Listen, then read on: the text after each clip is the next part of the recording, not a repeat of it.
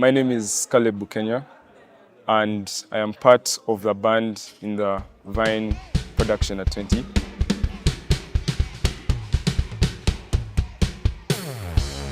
I play drums, and my experience during this whole production has been really good. I've learned a lot about performance, ministry, and mostly working with a team.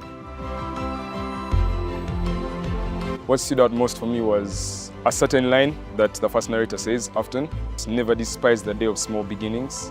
And obviously, this school Vine is a testimony of that you shouldn't despise when God has called you to do something, even though it looks little to some people, but to most people, you should be confident that God has called you to it.